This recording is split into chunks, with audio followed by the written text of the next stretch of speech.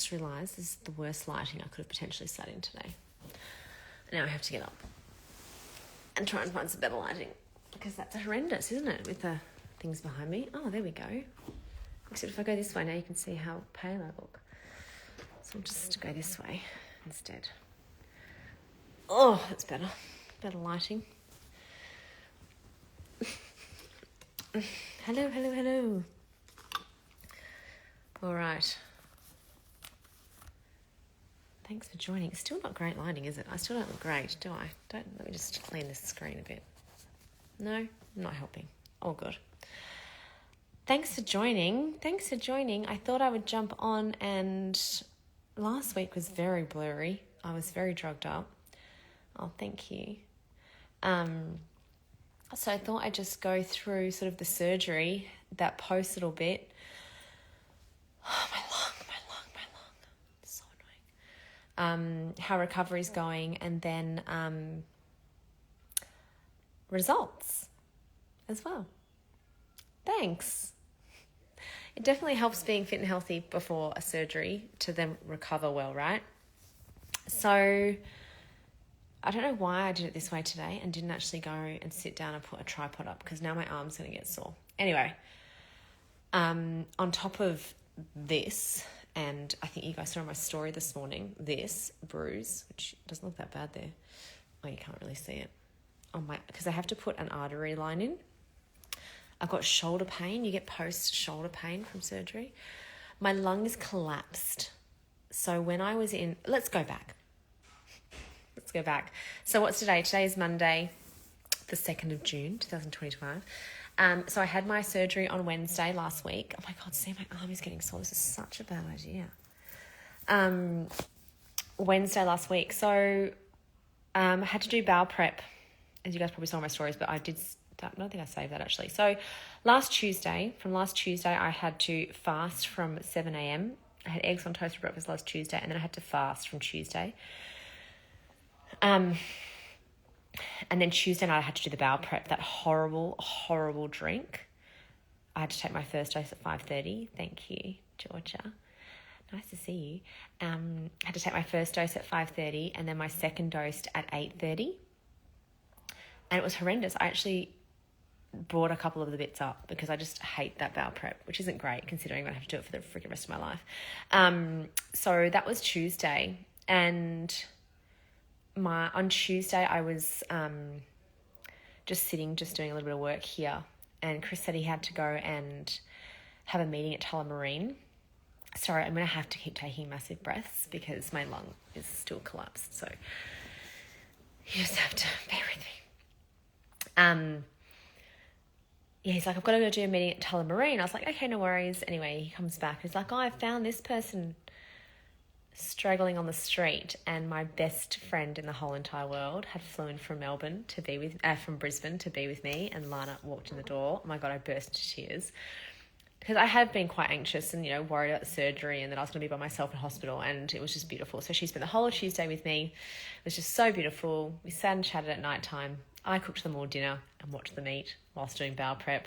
She was very empathetic. She's the most empathetic person you've ever met anyway, but she's had colonoscopy recently, so really empathised with me how shit it was. Anyway, the lung, man. So annoying. Then on Wednesday, I had to be at the hospital at 6 a.m. So Chris drove me in, got in there, and then basically as they took me through, that's when Chris goes and you get all dressed up in your little gown. I did put a couple of photos on my stories of me in the gown. Someone's like, you look so fresh. I was like, that was before the surgery. And then I was taken in, and if you've ever had surgery before, you get taken to this one area. Got taken to be sat on the bed. Sorry. It's very annoying. Fuck. Just let me breathe for a second. Sat on the bed. And they put these things around your calves to keep the blood flow going. Like little massage things, really. Warm massage things. And they put this warm, it's like a blow-up mattress over you that's warm. It's got, anyway, then all the nurses were prepping me for everything. And I was sitting there by myself for a couple of minutes and I just got really sad. You know, I could hear the other patients along from me rattling off their dates of births, and it was like 50th of the 11th, 1956, 6th of the 12th, 1949. And I was like, 12th of the 8th, 85? Like, I'm not supposed to be here. And I was like, this is not fair. Like, why am I here? Like, I was like, I look after myself. I'm a good mummy. I'm a good wife and friend. I was like, this is just, I just got really just sad, you know, like, I just felt sad. Anyway, I was trying not to be teary, and then some tears started coming out, damn tears. And as the anaesthetist walked in and my surgeon walked in, and they were like, are you okay? And I was like, I'm okay. Like, what are you going to do? And he was like, you're going to be okay. I'm like, I know. And then she was like, look, and she was hooking me up to everything. So I was supposed to have 4 lines in. Okay, so I had to have this one into my arteries, which monitors your blood pressure and heart rate through a surgery, because it was robotic surgery, guys. Go and Google robotic surgery. Fucking crazy. Like, the robot's there and the surgeon is like 3 meters away on like what is like a freaking PlayStation, basically. It's crazy. Anyway, so 4 lines. So 1 into my arteries and then 3 drips. Which was like, usually I'd put all the lines in, but I wouldn't actually give you anything until we get to theatre. But shall I give you something just to make you feel a bit comfortable now? I was like, yes, do that. Make me calm now. So she gives me some, I don't know what she put in. And I get wheeled in. Great Westeros, yeah, I know. I get wheeled in. I literally remember just seeing the robot in the corner and being like, whoa. And then out. Anyway, it was supposed to be 3 hours. It was 4.5 hours. And when I came to, I was obviously very out of it, but all I could hear them saying was, she won't stop dry reaching. She seems like she's in pain. She doesn't seem like she's responding. And I was in so much pain. Like, I can't even tell you how much pain. It was just next level. But, you know, like, think of being, this got worse as the afternoon went on. Think of being drunk, hungover, in the full breadths of labour, but the contraction never stops. That's the only way I can describe it. Drunk, whereas like you're so out of it, you don't even know what's going on. Hungover, I was throwing up. So I was dry reaching at this stage because I had no liquid, but later on that turned into actual throw up because it was just water. But dry reaching, and then like a contraction, like one big motherfucker contraction that didn't go away. And so I could hear them saying this, and I'm like, yeah. And I'm, you know, I remember trying to articulate being like, make it stop, make it stop. And like, we're just trying to give you something else, Danny. We're just trying to give you something else, Danny. And then I heard them saying like, we've given her this, we've given her that, we've given her this. She's not saying it's stopping. She's saying it's all across her tummy. And yeah, I just remember being like, it's not working. It's not working. And like, just feeling more and more like groggy though. And I was like, anyway, they eventually gave me some Buscopan because I said it was like a contraction, like a cramp. And so they said, we'll try and give some Buscopan, which is an antispasmodic. Just have to do that every little while. Antispasmodic, which did calm me down a little bit. And so after that, they said, okay, I think we can take her down to the ward. And I heard them say her husband's down there. And I was like, I didn't say this because Adam was like, please take me down to the ward. So I got down there and I got in there and I wasn't in a good way. And Chris was like, what's wrong? And they're like, she's in lots of pain. Like, she's not responding to any of the synthetic drugs we're giving her. And they rattled off this list of drugs. And I remember looking at Chris's face and him being like, that's a lot of drugs for someone that never takes any drugs. Like, she doesn't even take a Panadol when she's got a headache. Well, she doesn't really ever get a headache. And the list was like, I remember thinking, that is a long list of drugs, man. Like, that's enough to fucking kill a horse. And then I remember lying there. This is me, of course, trying to make a little joke in the depths of pain and surgery. But I remember them going, okay, we're going to try fentanyl next. And I remember saying to Chris, isn't that what they give? Isn't that what all those San Francisco drug addicts are having? I'm going to be a San Francisco drug addict. And he's like, what is wrong with you? I'm like, I just don't want fentanyl. I don't want it's like giving me heroin. Like, I don't want that. Anyway, they gave me fentanyl. It didn't work. So this was at like 3. And then Chris had to go and get the kids from school. Still wasn't in pain, and then started giving me IV liquid, and I'd started sipping water, And so then I started throwing up. So rather than just dry reaching, I was throwing up because obviously they're all making me nauseated, right? Anyway, then guys, don't quote me on times here. You know when you like had surgery out of it? I don't know what time it was. It would have been late. Lana was my beautiful friend Lana. She was really advocating for me. She's like, we need a doctor to come in now. No more nurses. We need a doctor. It's not responding. And I said to her at that stage, Lana, look at my tummy. And she pulled up my tummy, guys, and my tummy was literally going, You could see it. You could see it spasming.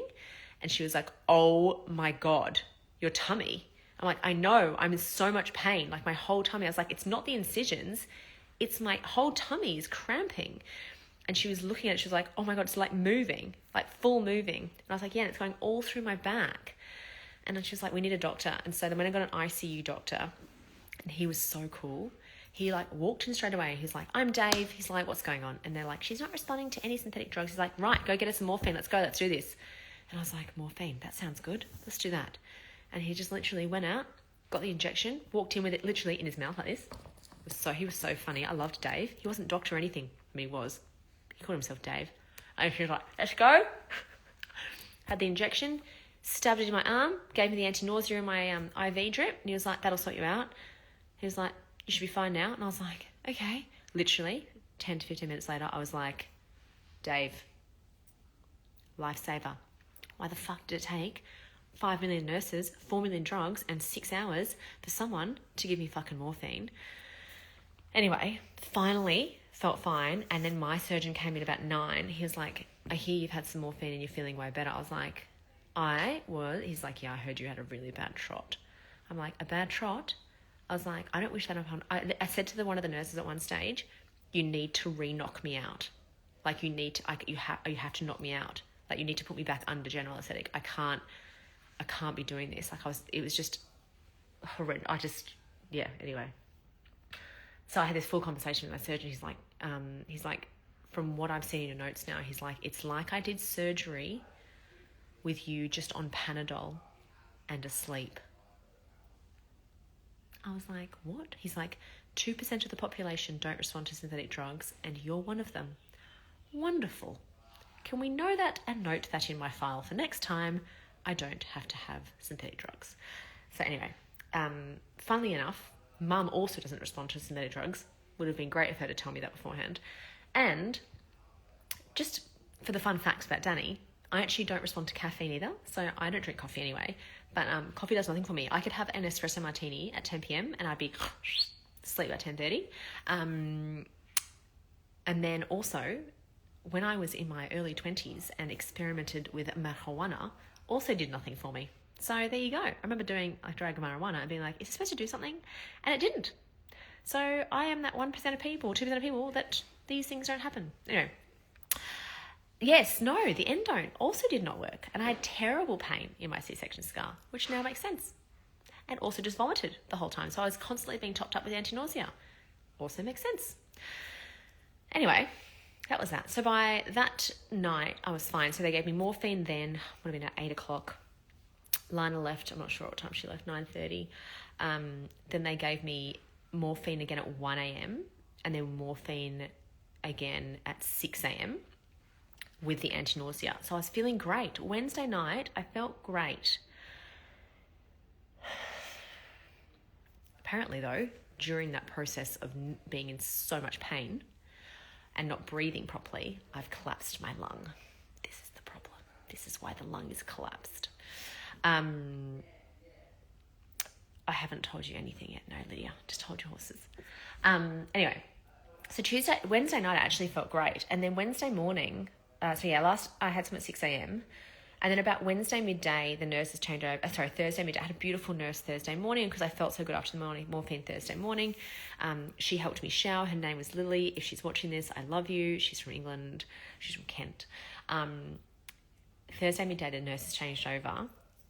And then I don't know if I was cut off from the morphine or what the deal was, but they tried to give me tramadol and endone again. And I said, I know. That's what Chris said. He's like, you just can't, be normal, can you? You have to just go that extra step further. It's just who I am, guys. Anyway, wait for it as well. So Thursday, they were like trying to give me endo and tramadol again. I was like, I'm not sure if you've looked at my file, but I'm not taking that shit. However, they then took my drip out. So I had a, someone give me the word, liquid, fluids so that I drew it with electrolytes going through me since the surgery. And at 1 p.m. Thursday, they decided to take it out, right? And I noticed that she kept saying, I'm just going to measure how much you're like weeing out of my catheter, right? So she was measuring that. And I said to her, I was like, are you measuring my milk?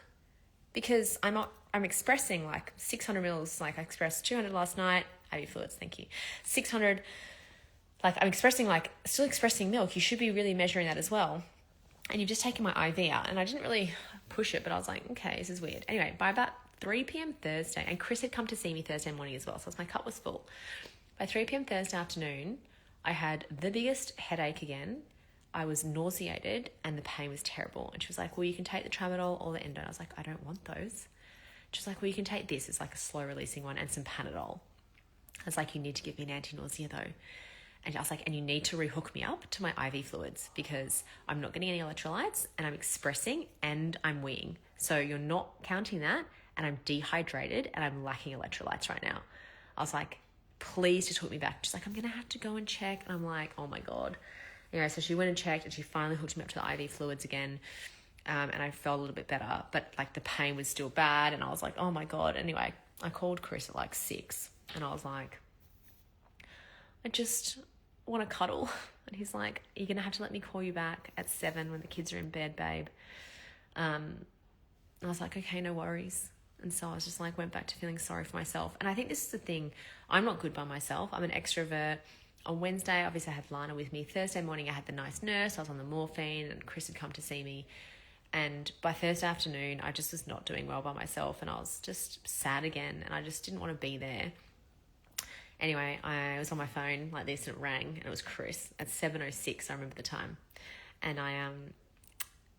I picked it up and just like started like crying a bit. He's like, what's wrong, babe? And I was like, I just want to cuddle. He was like, okay. And I went, what do you mean? And I looked up, guys, and he was standing at the door.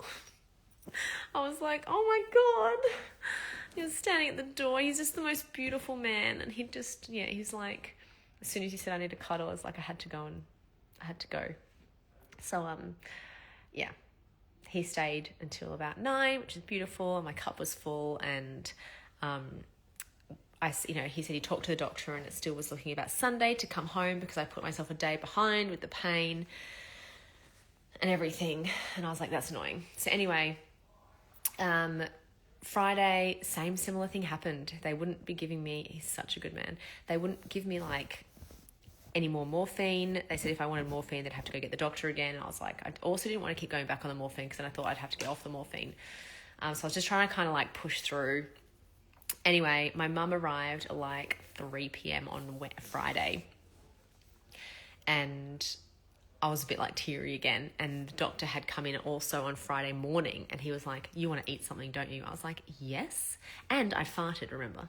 I farted Thursday night. And he was like, okay, you can eat. And I was like, thank you so much. He's like, you can... And the funny thing was, what he was telling me, what the nurses were telling me was different. But I ordered a boost juice, which was really awesome. I had that. Because, zucchini soup and preservative-filled jelly and custard and a ham sandwich wasn't exactly what I wanted. The ham sandwich baffled me as well. Like, literally, my doctor had said, carcinogens have potentially caused this, and then you're handing me a ham sandwich. Like, you're giving me what has caused my cancer. Like, fuck off. Like, if anything comes out of this, I need to somehow get into the hospital systems and their food because... I know your job is to treat acute things after surgery, but you have to look after people's health. Like, it's just...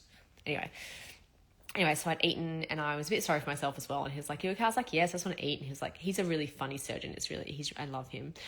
But anyway, my mum arrived about 3. Little did I know, Chris had told mum that he was going to surprise me at the hospital with the kids later. I didn't know this, okay? Just keep that in the back of your mind. Anyway, mum arrives about 3:30. I said to her, I'm going to order some sushi. Does she want some? He was like, yeah. I know the doctors are cautious with opioids and cannabis surgery because it slows everything down. Yeah. So where was I? Anyway, so then where was I? Ordered sushi. Anyway, Mum's like, yeah, order sushi. But then the doctor walked in again. He goes, hey, Dan, do you want to go home? And I was like, hell yes. Get me out of here. And he was like, you can go home. He's like, you just have to promise me to take it easy, which I know you're not going to do. And you need to promise me you're going to poo. And I was like, fine, promise. Promise you'll poo. Promise you'll take it easy. Anyway, my mum's there like, she can't go home. Her husband's on the way in. Like, I can see, I didn't know now at the time. And I didn't know this. So she's like trying to like slow me down. She's like, have you ordered that sushi? Go and order that sushi.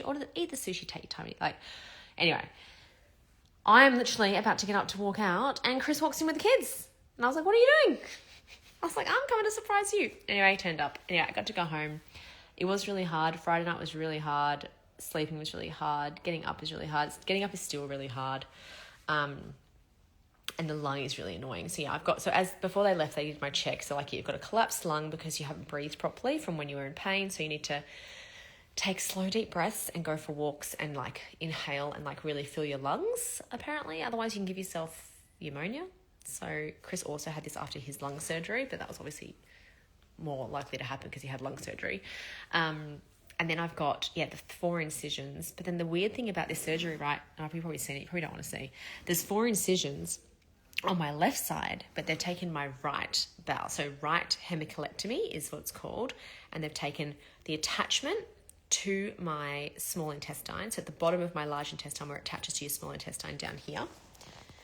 All the way up, taken my appendix, no more appendicitis problems, there you go, all the way up and across. So they've taken like, I reckon, 25 centimetres of bowel.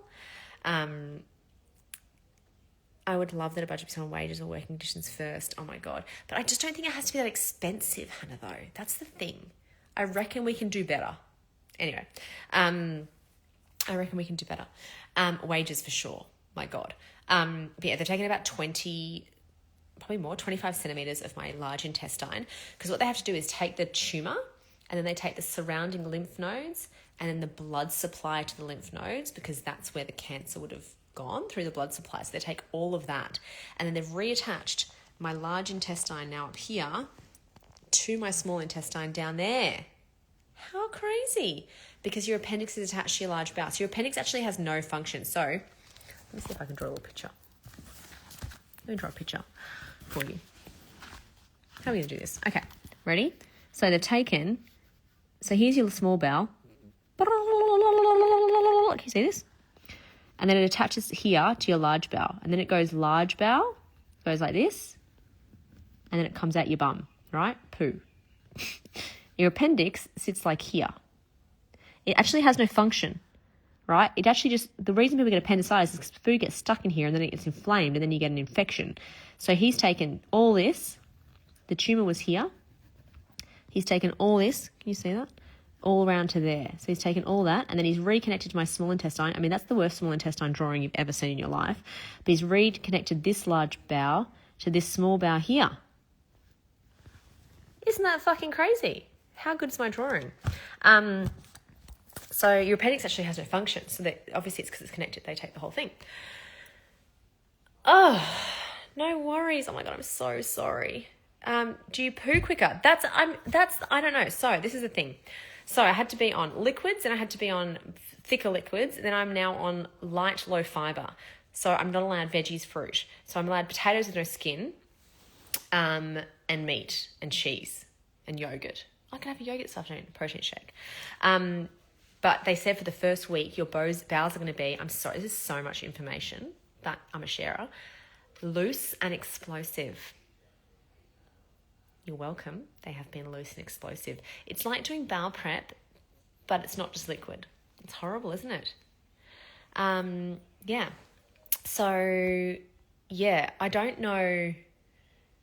It's weird how your body just works. I mean, you don't really need that part of your large bowel, really. So it's just shorter. I don't know if that means it goes through me quicker. Is that a bad thing? I don't know. Really, you know what? I will let you know. Anyway, so got home. I pooed on Saturday morning, I had to wake Chris up at 5 a.m. to help me poo. Not help me poo. Help me get out of bed. Help me get out of bed. But no, it didn't. No, that's the other weird thing. I thought it would hurt, but it didn't hurt. So they've stapled and sutured it together again. Anyway, so when I left on Friday as well, he went, annoyingly, the results are on the pathologist's desks, but they just didn't call me because he went home. So I have to let you know Monday. And I was like, are you fucking kidding? They're sitting on his desk and you can't tell me. I said, there's a training that came out on holistic method. She said the same thing about food. I'm seriously, oh, thank you so much. So also, you guys thought I was like on my Whole Foods bandwagon beforehand. Well, it's up to notch now. Whole Foods, less chemicals, the chemicals on our food, the chemicals in our products. I mean, this is the thing. It's the quantity that creates the poison, right? And when you realize how many chemicals you actually consume in your life, you realize, oh my God. So the more you can do, baby steps one at a time. And like, it takes time. Like, it's taken us 6 years to change over lots of that stuff. And even now we slowly change over more and more and more. I don't think I'll ever have bacon again, actually. I just don't know if I can do it now. Yeah. Bacon might be gone forever. Just like, wheat's gone for Chris forever. It's just one of those things. Even though it's delicious, he'll remember oats and I'll remember bacon. Anyway, so each day I've gotten better and better.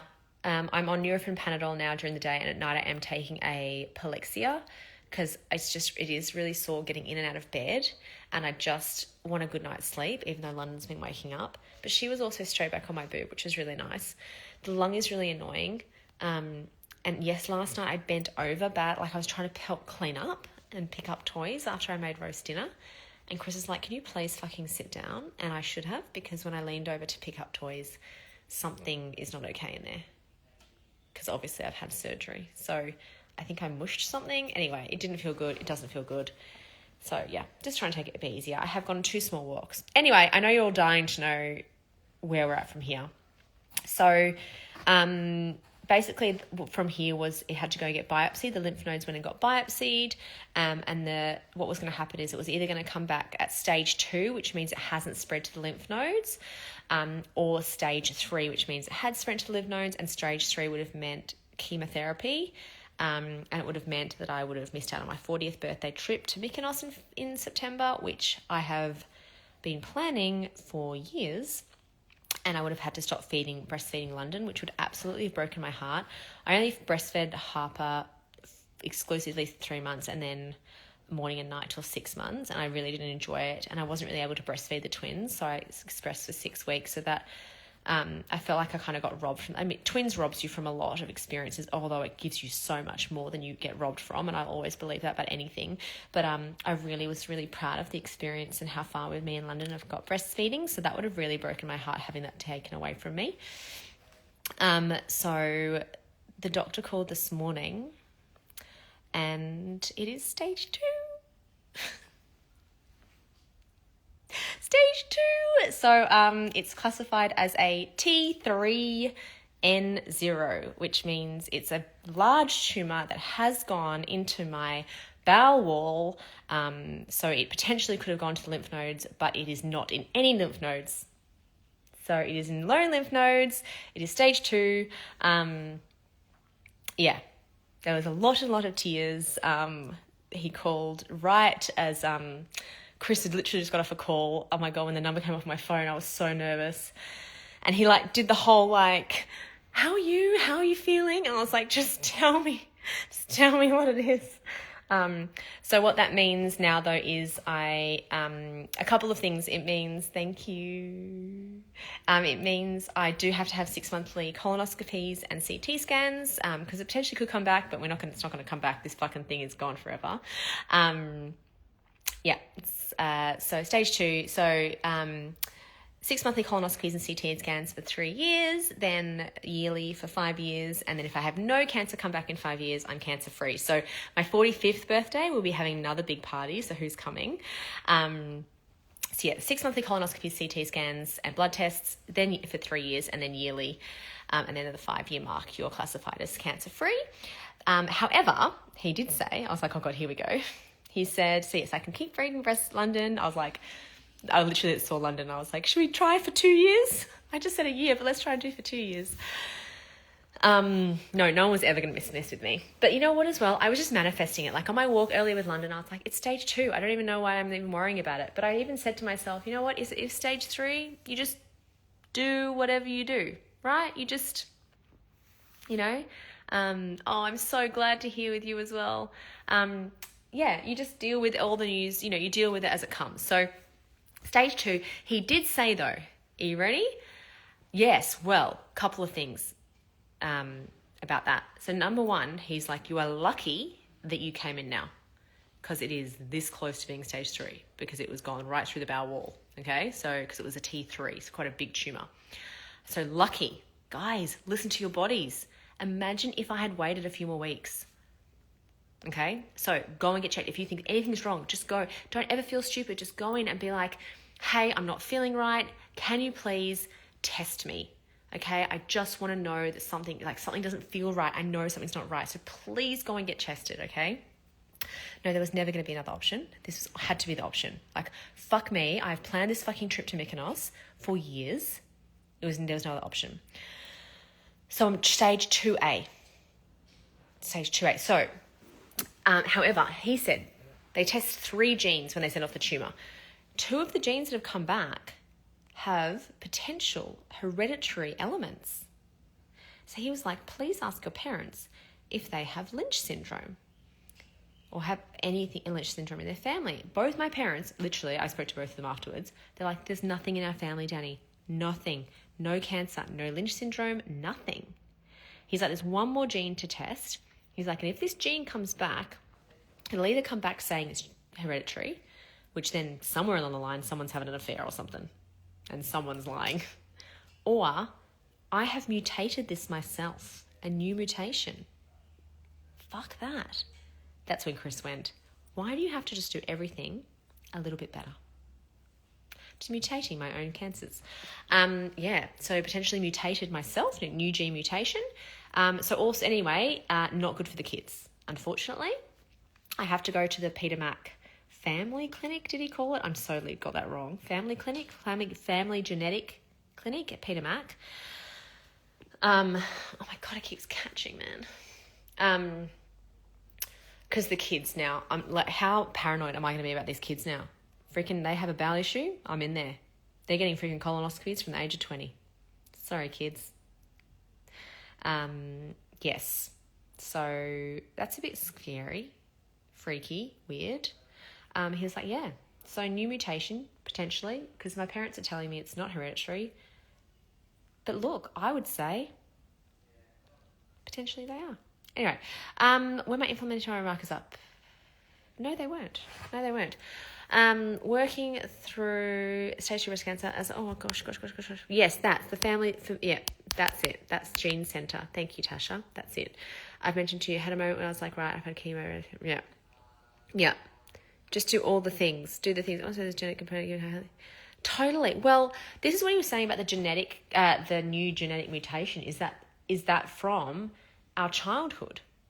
Like we have now taken a person like me or anyone, and we've put chemicals in there and not sure what happens to those chemicals once they're in our bodies. Like what happens to those chemicals? Have you ever stopped to think, what is happening to the chemicals you put in your body once they're in there? Where are they going? Like your lymphatic system mops up a lot, but it doesn't mop up everything. Where's that going? What's that happening? What's mutating with what after that, Yeah. So anyway, well, environmental would contribute to a genetic mutation, right? Because something in my body has done that. But I have a point with him on the 24th, and we're going to go through all of that. And I'll go through all of that at the Peter Mac Centre as well. It's wild. Just wild. Interesting, you've been tested for Lynch syndrome. Interesting. Anyway, there's a lot of paths I want to take on this, to be honest. June is also Bowel Cancer Awareness Month. Like, how apt. So I'm just going to sit here all month and raise awareness to go and get tested because, guys, so many people under 45 are now getting diagnosed with bowel cancer. It's actually so scary. So if you have any symptoms, like if you are, so mine was bleeding, so I was getting low iron because I was bleeding out, right? So if you notice any dark poos, if you notice any blood in your stool, if you are feeling tired, if you're getting any sort of stomach pain, I didn't get any of that. If you just don't think something is right, just ask, right? Just ask. Like, I think sometimes we go to the doctor and we don't want to feel stupid and we don't want to feel like, advocate for yourself because no one else is going to do it for you, right? And stop putting things off. You're not too busy to look after yourselves, because you know what you're too busy for? Looking after your illness. It is fucking shit. You know what I want to do right now? I want to go for a run. I want to go to the gym. I want to eat some vegetables. I can't do that right now, you know? So seed oils, you have to remember seed oils. I did a podcast with Aidan, the dietitian, about seed oils. So seed oils are only an issue because they're in so many ultra-processed food. It's not necessarily just seed oils in isolation, because all Japanese people here have seed oils, okay?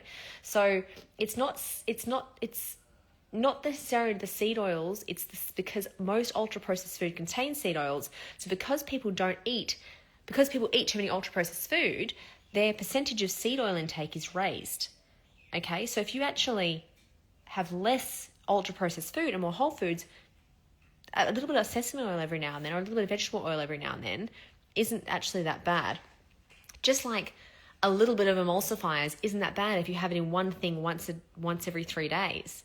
It's when you have it every single day in multiple, like it's the quantity that makes the poison, you know? We really do need to have testing kits over 35. I agree. I feel like it was so irregular, nothing found in the follow-ups. No, then really had to push for a scope. Did you have a gastroscopy and colonoscopy as well? Yeah. But anyway, it's just a good reminder, because you know what? Everyone that I have told this, and all my friends that have told their friends that know me, are like, how has Danny got cancer? Like, I was blind. I felt blindsided, right? Well, the problem is that this is what I heard someone say actually on a story yesterday. I actually had to pull Chris up. He was watching something, and the person said in the story, the only thing that matters when you're eating is calories. And I was like, that is the most false piece of information I've ever heard. From a fitness and nutrition coach, for someone that helps people lose fat. I love doing that. I love helping women lose fat and feeling amazing, because if you can lose some fat, you're going to increase your health and you're going to increase your confidence, right? However, there is no point just counting calories at the detriment of health. And there are lots of coaches out there that will say, and I have had trolls on my page before saying it's okay to eat ultra-processed food as long as it fits into your calories and macros. No. There is no point giving up nutrition for calories. So just because sankatas are low in calories, right? They're fucking shit for you. Go and have a piece of fruit. Do you know what I mean? So anyway, that's a discussion for another day, isn't it? Agree. Hang on. Where are we going? I can agree. So many meal plans and low calorie options. Yeah. Well, that's the thing. Exactly, Mel. So if you get my meal plan, it's whole foods, right? And that's what I'm saying. There's so many coaches out there that we don't think twice about putting on a 1,500 calorie meal plan that includes up and goes, that includes crackers and chips and like other crap. I can't even think, because I don't eat this shit. I don't even know what it is. Like white bread, ham. Like they have no problem saying that, because they don't fucking understand the reason we eat is to nourish and to be healthy. Yes, we want to make sure we're in a calorie deficit to lose fat, but we can do that whilst also nourishing. But if you don't understand that element and you're just trying to make money from fat loss plans, you fucking got it all wrong. Anyway, my results. I am stage 2. A gastroscopy is into your stomach. So colonoscopy up your bum into your bowel, gastroscopy into your stomach. So Chris and I had both gastroscopies and colonoscopies. So they found Chris's celiac obviously in his gastroscopy, right? Because he has villi and his tummy wasn't good. So they did both on me, because I was either bleeding from my stomach or my bowel. Yeah. Twin mum also going to get hemorrhoids removed. Yes. Anyway, yes, it is great news. If you missed my little picture, go back and watch it. Pretty good, actually. But thank you, everyone, for your support. I know I said it on a post or a story the other day, but hang on. Oh, my God. Thank you all so much for your support and your love and your beautiful messages, and I just feel so loved, and it's just so nice to have created a community like this. I feel very supported and loved, and I'm glad I can continue to help people create better lives for themselves and be healthier, because at the end of the day, all we have is our health, right? So thank you, and I will chat to you guys super soon. Oh, what bread do I give my kids? I make my bread. What are you talking about? I make sourdough. Yes, I make sourdough for my bread. I say sourdough. I make sourdough for my kids. Yes, it takes time. Yes, it's hard, but we can do hard things. And if you want to be healthy, that's what I do. Otherwise, you need to go and find a sourdough that has nothing in it, no emulsifiers, no additives, no preservatives. All right. I love you, love you, love you. Bye, bye, bye, bye, bye.